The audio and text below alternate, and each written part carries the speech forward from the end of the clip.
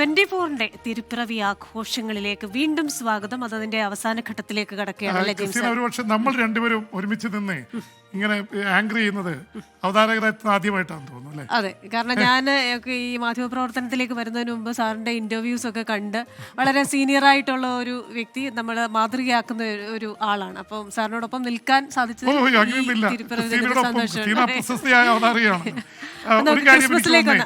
ഇപ്പൊ നമ്മളിവിടെ നിൽക്കുമ്പോൾ തീർച്ചയായിട്ടും നമ്മുടെ ലോകത്തിലുള്ള എല്ലാവരോടും ഇങ്ങനെ സംസാരിച്ചുകൊണ്ടിരിക്കുകയാണ്. എനിക്ക് തോന്നുന്നു ക്രിസ്മസിന് വെറും ക്രിസ്ത്യാനികളുടെ ആഘോഷം എന്നതിനേക്കാൾ കൂടുതൽ ക്രിസ്മസ് എനിക്ക് തോന്നുന്നു വളരെ വ്യത്യസ്തമായ ഒരു അനുഭവമാണ്. കഴിഞ്ഞ ദിവസം നമ്മൾ ആഘോഷങ്ങളിൽ പങ്കെടുത്തുകൊണ്ടിരിക്കുമ്പോൾ KCBCയുടെ ആഘോഷത്തിന് വന്ന സ്വാമി ശിവസ്വരൂപാനന്ദ പറഞ്ഞത്, ഞാൻ കൊച്ചു കുട്ടിയായിരിക്കുന്ന സമയത്ത് മാവിൻ്റെ മുകളിൽ കയറി ഈ നക്ഷത്രം, അത് കടലാസ് കൊണ്ട് ചൈന പേപ്പർ കൊണ്ട് ഉണ്ടാക്കിയ നക്ഷത്രത്തിൽ ഈ മണ്ണെണ്ണ വിളക്ക് വെച്ചാണ് ഞങ്ങളന്ന് നക്ഷത്രം ഉണ്ടാക്കിയത്. അപ്പോൾ കുട്ടികളെ സംബന്ധിച്ചിടത്തോളം ഇതിന് ജാതിയും മതമൊന്നുമില്ല. നക്ഷത്ര വിളക്ക് തൂക്കുക, ക്രിബ് ഉണ്ടാക്കുക, ക്രിസ്മസ് കരോൾ നടത്തുന്നത് ക്രിസ്ത്യാനികൾ മാത്രമല്ല, എല്ലാ മതവിഭാഗത്തിൽപ്പെട്ടവരും എല്ലാ രാഷ്ട്രീയ ചിന്താധാരകളിൽപ്പെട്ടവരും ഒക്കെ ക്രിസ്മസ് കരോൾ ഇതൊരു ആഘോഷമാണ്, ഇതൊരു ഫെസ്റ്റിവലാണ്. അപ്പോൾ അത് സ്വാഭാവികമായിട്ടും അത് ക്രിസ്തുവിൻ്റെ ജനനത്തോടനുബന്ധിച്ചാണെങ്കിലും ഡിസംബർ എന്ന് പറയുന്നത് ഒരു ആഘോഷത്തിൻ്റെ, എപ്പോഴും നല്ല തണുപ്പുള്ള മഞ്ഞുള്ള രാത്രി, നക്ഷത്രങ്ങൾ കണ്ട് വിളക്കുകൾ കണ്ട്, അതുകൊണ്ടാണോ KP അപ്പൻ സാറ് ക്രിസ്ത്യാനിയല്ലല്ലോ ജന്മം കൊണ്ട്. KP അപ്പൻ സാർ എന്തിനാണ് ക്രിസ്മസ് വിളക്കുകൾ ഇഷ്ടപ്പെടുന്നത്? അതൊരു അനുഭൂതിയാണ്. അത് മതത്തിനും ജാതിക്കും ഒക്കെ അപ്പുറമുള്ള, രാഷ്ട്രീയത്തിനൊക്കെ അപ്പുറത്ത് എല്ലാവരെയും ഒരുമയോടെ നിർത്തുന്ന ഒരു വലിയ ആഘോഷമാണ് ക്രിസ്മസ്. അത് ഓണമായാലും വിഷു ആയാലും മറ്റു ആഘോഷങ്ങളായാലും മലയാളികളെ സംബന്ധിച്ചിടത്തോളം ഇതൊരു വലിയ അനുഭവമാണ്. നമ്മുടെയൊക്കെ ഒരുപാട് പരാധീനതകൾക്കും പ്രശ്നങ്ങൾക്കും നടുവിൽ അതൊക്കെ മാറ്റിവെച്ച് സമാധാനത്തിന്റെ, സ്നേഹത്തിന്റെ ഒരു ആഘോഷമായിട്ട് ക്രിസ്മസ് മാറുന്നു. ഇന്ന് വന്ന എല്ലാ ക്രിസ്മസ് സന്ദേശങ്ങളും അങ്ങനെ തന്നെയാണ്. ആർച്ച് ബിഷപ്പ് തോമസ് ജെ നെറ്റോയുടെ സന്ദേശവും വന്നിട്ടുണ്ട്. വയനാട്ടിൽ ഉരുൾപൊട്ടലിൽ മരിച്ച 3 മക്കളുടെ കുഴിമാടത്തിനരികെ പുൽക്കൂട് ഒരുക്കിയത് അണയാത്ത വാത്സല്യത്തിന്റെ അടയാളമെന്നാണ് അദ്ദേഹം പറഞ്ഞിരിക്കുന്നത്. സ്കൂൾ വിദ്യാർത്ഥികൾ ക്രിസ്മസ് ആഘോഷത്തിന്റെ ഭാഗമായി തയ്യാറാക്കിയ പുൽക്കൂട് നശിപ്പിച്ചതിലും അദ്ദേഹം അതുമായി ബന്ധപ്പെട്ട പ്രസ്താവനയും നൽകിയിട്ടുണ്ട്. കേവലം ആഘോഷത്തിന്റെ ഭാഗമായുള്ള പുൽക്കൂട് മാത്രമേ തകർക്കാൻ കഴിയൂ എന്നും തോമസ് ജെ നെറ്റോ പറഞ്ഞു. ക്രിസ്മസ് സന്ദേശത്തിനും ചടങ്ങുകൾക്കും മുൻപ് ആമുഖമായാണ് അദ്ദേഹത്തിന്റെ ഈ ഒരു പ്രസ്താവന വന്നിരിക്കുന്നത്. വളരെ അർത്ഥവത്താണത്. കാരണം നമ്മളെ സംബന്ധിച്ചിടത്തോളം ഇവിടെ ആഘോഷിക്കുമ്പോഴും വയനാട് എന്ന് ഞാൻ പറയുന്നില്ല, വയനാട്ടിലെ 3 വാർഡുകൾ മാത്രമാണ്, മുണ്ടുകൈ, ചൂരൽമലയടക്കം. അവിടെ നമ്മളെ വിട്ടുപോയിട്ടുള്ള എന്താ പറയുക മനുഷ്യരെ നമ്മൾ ഓർക്കുന്നു. ആ 3 കുഞ്ഞുങ്ങളുടെ മുമ്പിൽ അച്ഛനും അമ്മയും ക്രിബ് ഉണ്ടാക്കി വെച്ചിരിക്കുന്നു. കാരണം അടുത്ത വർഷം ഞങ്ങൾക്ക് പുൽക്കൂട് ഉണ്ടാക്കണം എന്ന് പറഞ്ഞാൽ 3 കുഞ്ഞുങ്ങളാണില്ലാതെ, 3 കുഞ്ഞുങ്ങൾ മാത്രമല്ല 100 കണക്കിന് മനുഷ്യർ, അവരെ നമ്മൾ ഓർക്കുന്നു. ഒപ്പം തന്നെ ക്രിസ്മസ് ആഘോഷിക്കുമ്പോൾ ക്രിസ്തു പിറന്ന ബെത്ലഹേമിൽ സമാധാനത്തിൻ്റെ അവസ്ഥയല്ല. ബെത്ലഹേമിൽ ക്രിസ്തു സഞ്ചരിച്ച പാലസ്തീനിൽ, ഗസയിലൊക്കെ ബോംബുകൾ വീണുകൊണ്ടിരിക്കുകയാണ്. അവിടെ മരിച്ചു വീഴുന്ന മനുഷ്യരെയും ക്രിസ്മസ് ദിനത്തിൽ നമ്മൾ ഓർക്കേണ്ടിയിരിക്കുന്നു. അഭയാർത്ഥികളായിട്ട് നടക്കുന്ന 8 കോടി അഭയാർത്ഥികളുണ്ട് ഇപ്പോൾ തന്നെ ഇതില്ലാതെ ഓടുന്നത്. യേശുക്രിസ്തു ഒരു അഭയാർത്ഥിയായിരുന്നു. യേശുക്രിസ്തു ജനിച്ചത് പുൽക്കൂട്ടിലാണ്. ഒരുപക്ഷെ ലോകമെമ്പാടും വിഷമിക്കുന്ന, വീടില്ലാതെ പട്ടിണി കിടക്കുന്ന, ദരിദ്രരായ, പാവപ്പെട്ടവരായ ചേരികളിൽ കഴിയുന്നവരുടെ വലിയ ആഘോഷമാണ് ക്രിസ്മസ്. അതെ, ആ അവസരത്തിൽ അദ്ദേഹം വീണ്ടും പറഞ്ഞിരിക്കുന്നത് വയനാട് ദുരിതം നടന്നിട്ട് മാസങ്ങളായി, പുനരധിവാസം ഇപ്പോഴും അകലെയാണെന്ന് സൂചിപ്പിച്ചിട്ടുണ്ട്. ഇനി യുദ്ധം അവസാനിപ്പിക്കാൻ ലോക നേതാക്കൾക്ക് വിവേകമുണ്ടാകട്ടെ എന്നും അദ്ദേഹം പ്രതീക്ഷ പ്രകടിപ്പിച്ചു. ഏതാനും മാസങ്ങൾക്ക് മുമ്പ് വികസനത്തിന്റെ പേരിൽ നമ്മുടെ സഹോദരങ്ങളെ കുടിയൊഴിപ്പിച്ചു. സത്രത്തിൽ സ്ഥലം നിഷേധിക്കപ്പെട്ട തിരുപ്പിറവി നമ്മൾ ഓർക്കണം. സത്രത്തിൽ സ്ഥലം നഷ്ടപ്പെട്ട ഉണ്ണിയേശു അതിന്റെ ഒരു പ്രതീകമാണെന്നാണ് അദ്ദേഹത്തിന്. ഞാൻ അതുകൊണ്ടാണ് പറഞ്ഞത്, നമ്മളൊരു ആഘോഷം നടക്കുമ്പോൾ അതിന്റെ പിന്നിൽ ഒരു വലിയ സ്റ്റേറ്റ്മെന്റ് ഉണ്ട്. ആ സ്റ്റേറ്റ്മെന്റ് ലോകമെമ്പാടുമുള്ള ജനങ്ങൾ വേദന അനുഭവിക്കുന്നവരുടെ പക്ഷം ചേരുക എന്നുള്ളത് തന്നെയാണ്, വിഷമിക്കുന്നവരുടെ. അപ്പം അതുകൊണ്ട് നമ്മൾ ആഘോഷിക്കുന്നതിൽ കുഴപ്പമില്ല. പക്ഷേ ആഘോഷത്തിന് നടുവിൽ ഒരു നേരത്തെ ഭക്ഷണം കഴിക്കാനില്ലാത്ത മനുഷ്യരെ കുറിച്ച് പറയണം. യേശുക്രിസ്തുവിനെ കുറിച്ച് എപ്പോഴും പറയുന്നതുണ്ട്, വിശക്കുന്ന ദൈവത്തെ കണ്ടോ, ഒരു വറ്റ് ചോറിനു വേണ്ടി കൈനീട്ടി നിൽക്കുന്ന വിവശനാം ദൈവത്തെ കണ്ടോ എന്നാണ് കവി എഴുതിയത്. ഒരു വറ്റ് ചോറിനു വേണ്ടി കൈനീട്ടി നിൽക്കുന്ന വിവശനാം ദൈവത്തെ കണ്ടോ, വിശക്കുന്ന ദൈവത്തെ കണ്ടോ. ഇത് പാലസ്തീനിൽ നിന്നും, ഗസയിൽ നിന്നും, ഉക്രൈനിൽ നിന്നൊക്കെ ഉയരുന്ന ആർത്തനാദമാണ്. ക്രിസ്മസ് ദിനത്തിൽ നമ്മൾ ആഘോഷങ്ങൾ നടത്തുമ്പോഴും ഇത് നമ്മൾ കാണാതിരിക്കാൻ പറ്റില്ല. അതിപ്പോൾ വയനാട്ടിലായാലും എവിടെയായാലും, വയനാട്ടിലെ മുണ്ടുകൈയിലും ചൂരൽമലയിലും നമ്മൾ അവരോട് ഐക്യദാർഢ്യം പ്രഖ്യാപിക്കുകയാണ്. ഈ ആഘോഷങ്ങൾക്ക് നടുവിൽ അവർക്ക് ഒരുപക്ഷെ ആഘോഷമില്ല, പ്രിയപ്പെട്ടവരൊക്കെ മണ്ണിനടിയിൽ പോയി അവരുടെ ഓർമ്മകളിൽ വിതുമ്പുന്ന അവരോട് പക്ഷം ചേർന്നുകൊണ്ട് കൂടിയാണ് നമ്മൾ ഈ ക്രിസ്മസിനെ വരവേൽക്കുന്നത്. നമ്മുടെ മുന്നിൽ എത്തുന്ന ഏറ്റവും ദുർബലനായ ഒരു വ്യക്തി അല്ലെങ്കിൽ ദുർബലയായ ഒരു വ്യക്തിയെ നമ്മൾ എങ്ങനെ സ്വീകരിക്കുന്നു, അവരെ എങ്ങനെ പിന്തുണയ്ക്കുന്നു എന്നതിലാണ് നമ്മുടെ മഹത്വം ഇരിക്കുന്നത്. അതാണ് ക്രിസ്മസിൻ്റെ യഥാർത്ഥ സന്ദേശവും. കാരണം നമ്മൾ മഹാന്മാരെയും അല്ലെങ്കിൽ സമ്പന്നരെയും ഒക്കെ നമ്മൾ പിന്തുണയ്ക്കുകയും അവരുടെ ഒപ്പം നിൽക്കുകയും ഒക്കെ ചെയ്യാറുണ്ട്. പക്ഷേ ദുർബലരായവരെ നമ്മളെ എങ്ങനെയാണ് കൈകാര്യം ചെയ്യുന്നത്, അവരോട് നമ്മൾ ഏത് രീതിയിലാണ് സ്നേഹം പ്രകടിപ്പിക്കുന്നതെന്നാണ്, നമ്മുടെ അധികാരത്തിൻ്റെ ധാർഷ്ട്യം അവരോട് നമ്മൾ എടുക്കുന്നുണ്ടോ, ഇതൊക്കെയാണ് ക്രിസ്മസ് നമ്മളോട് പറഞ്ഞു വെക്കുന്നത്. ആ പുൽക്കൂട്ടിൽ പിറന്ന ഉണ്ണീശോ നമ്മളെ പഠിപ്പിച്ച സന്ദേശങ്ങളും ഇതൊക്കെ തന്നെയാണ്.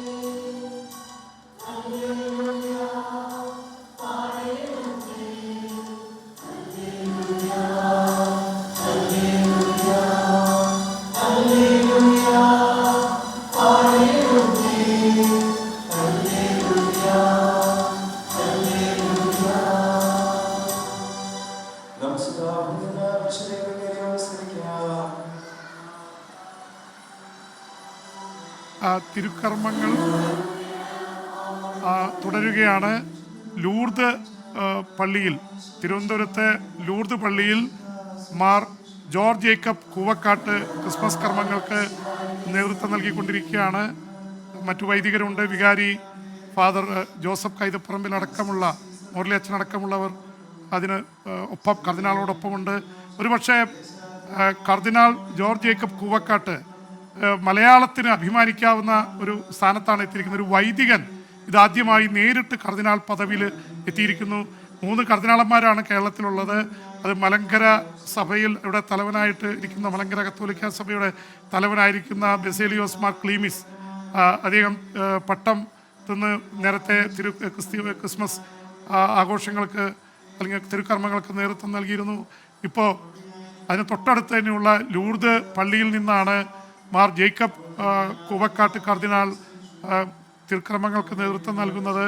കർദിനാൾ മാർ ജോർജ് ആലഞ്ചേരി, മൂന്നാമത്തെ അല്ലെങ്കിൽ കർദിനാൾ ചങ്ങനാശ്ശേരിയിൽ ക്രിസ്മസ് തിരുക്കർമ്മങ്ങൾക്ക് നേതൃത്വം നൽകുന്നുണ്ട്. Major archbishop Mar Raphael Thattil തിരുക്കർമ്മങ്ങൾക്ക് നേതൃത്വം നൽകുന്നത് പുരാതന ക്രൈസ്തവ കേന്ദ്രമായ പാലയൂരിൽ നിന്നാണ്.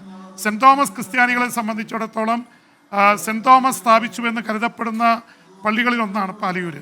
അപ്പോൾ പാലയൂരിലെ വളരെ പുരാതനമായ സ്ഥലത്ത് നിന്ന് മാർ റാഫേൽ തട്ടിൽ സംസാരിക്കുന്നതിൻ്റെ ദൃശ്യങ്ങളാണ് ഇപ്പോൾ നിങ്ങൾ ഒരു ഭാഗത്ത് കണ്ടുകൊണ്ടിരിക്കുന്നത്.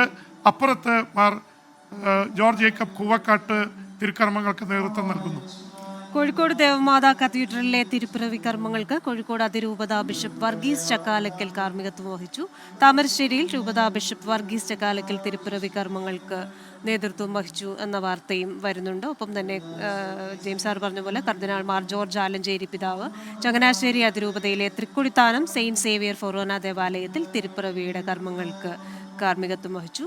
മേജർ ആർച്ച് ബിഷപ്പ് ഇപ്പോൾ കാണുന്നത് പോലെ മാർ റാഫേൽ തട്ടിൽ തൃശൂർ അതിരൂപതയിലെ പാലയൂർ മാർത്തോമ മേജർ ആർക്കി എപ്പിസ്കോപ്പൽ ദേവാലയത്തിൽ തിരുപ്പിറവിയുടെ കർമ്മങ്ങൾക്ക് കാർമ്മികത്വം വഹിക്കുന്ന ദൃശ്യങ്ങളാണ് പ്രേക്ഷകർ ഇപ്പോൾ കാണുന്നത്.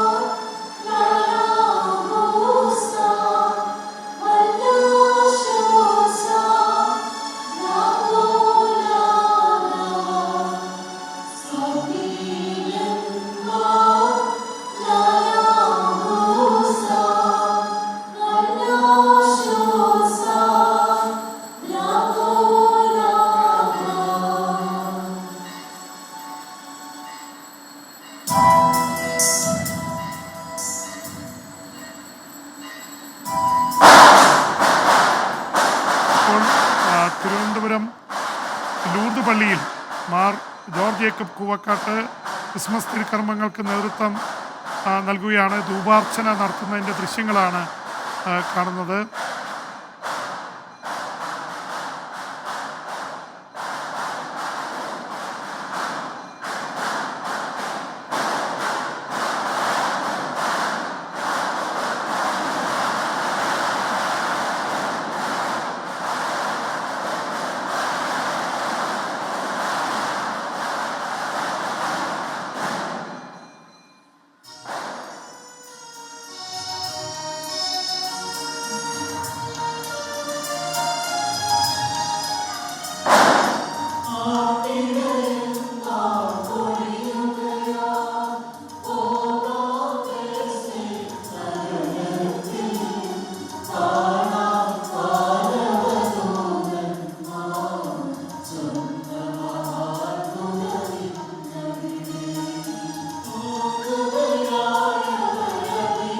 ഫ്രാൻസിസ് മാർപ്പാപ്പ സ്ഥാനമേറ്റെടുത്ത ശേഷം നടത്തിയ 11 യാത്രകളിൽ പ്രധാനപ്പെട്ട യാത്രകൾക്കൊക്കെ അതിനുവേണ്ടി നേതൃത്വം നൽകിയ ആളാണ് കർദിനാൾ മാർ ജോർജ് ജേക്കബ് കൂവക്കാട്ട്.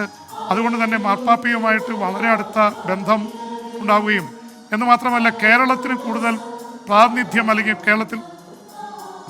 കേരളത്തിൽ കൂടുതലായിട്ടുള്ള ആഭിമുഖ്യം ലഭിക്കുകയും ചെയ്തു എന്ന് മാത്രമല്ല ഗുരുദേവ സന്ദേശങ്ങളുമായി വത്തിക്കാനിൽ മാർപ്പാപ്പ പങ്കെടുത്ത സർവ്വമത സമ്മേളനം നടന്നതിന് ഏറ്റവും കൂടുതൽ പങ്ക് അങ്ങനെ ഒരു സമ്മേളനം നടത്താൻ സഹായിച്ച ഒരാൾ മാർ ജോർജ് ജേക്കബ് കൂവക്കാട്ടാണ്. ശ്രീനാരായണ സന്ദേശങ്ങൾ അവിടെ വത്തിക്കാനിൽ വരെ എത്തി. സ്വാഭാവികമായിട്ടും സർവ്വമത സമ്മേളനത്തിൻ്റെയൊക്കെ പശ്ചാത്തലത്തിലാണ് ഈ ക്രിസ്മസ് വരുന്നത്. ഒപ്പം തന്നെ വത്തിക്കാനിലെ ക്രിസ്മസ് സമ്മാനം യുക്രൈനിൽ എത്തിയെന്ന വാർത്തയും വരുന്നുണ്ട്. ഫ്രാൻസിസ് മാർപ്പാപ്പ അയച്ച അത്യാധുനിക സൗകര്യങ്ങളോടുകൂടിയ മെഡിക്കൽ ആംബുലൻസ് അവിടെ എത്തിയിട്ടുണ്ട്. അപ്പോൾ അത് അവരുടെ ക്രിസ്മസ് സമ്മാനം. ഒരു കാര്യം വളരെ വ്യക്തമാണ്. നേരത്തെ വത്തിക്കാൻ ഇങ്ങനെയുള്ള സംഭവങ്ങൾ വരുമ്പോൾ മൗനം പാലിക്കുക അല്ലെങ്കിൽ നിഷ്പക്ഷത പാലിച്ച് മാറി നിൽക്കുകയാണ് ചെയ്യാറ്. പക്ഷേ ഫ്രാൻസിസ് മാർപ്പാപ്പ വന്ന ശേഷം അതിശക്തമായ ഭാഷയിൽ ലോകത്ത് നടക്കുന്ന അനീതികൾക്കെതിരെ ജാതി മത വ്യത്യാസമില്ലാതെ നിലപാടെടുക്കുന്നു. അത് ഗസയിലായാലും ഉക്രൈനിലായാലും ഉക്രൈനിൽ നടത്തുന്നതിനെതിരെയൊക്കെ നിലപാടെടുക്കുന്നു. ഇതൊക്കെ ക്രിസ്മസിൻ്റെ ഒരു സന്ദേശമായിട്ട് ലോകമെമ്പാടുമുള്ള പാവപ്പെട്ടവരിലേക്ക് ഇറങ്ങിച്ചെല്ലുന്നു ക്രിസ്മസ് എന്നുള്ളതിൻ്റെ സൂചന കൂടിയായിട്ട് അതിനെ കാണേണ്ടി വരും. എന്തായാലും മണിക്കൂറുകൾ നീണ്ട നമ്മുടെ ഈ ക്രിസ്മസ് ലൈവ് ഇവിടെ സമാപിക്കുകയാണ്. പ്രേക്ഷകർക്ക് പ്രത്യേകം നന്ദി പറയുന്നു. ക്രിസ്മസിൻ്റെ ആശംസകൾ നേരുന്നു. മെറി ക്രിസ്മസ് ആശംസിക്കുന്നു. ക്രിസ്റ്റീന അല്ലേ? Wishing you A very very happy Christmas and A happy new year in advance. അപ്പോൾ നമ്മുടെ ചുറ്റുപാടുമുള്ള എല്ലാ സാധാരണക്കാരെയും ഏറ്റവും ദുർബലരായവരെയും ചേർത്ത് പിടിക്കാൻ നമുക്കൊക്കെ ആവണം. അതാണ് ക്രിസ്മസിന്റെ സന്ദേശം. ഒരിക്കൽ കൂടെ മെറി ക്രിസ്മസ്.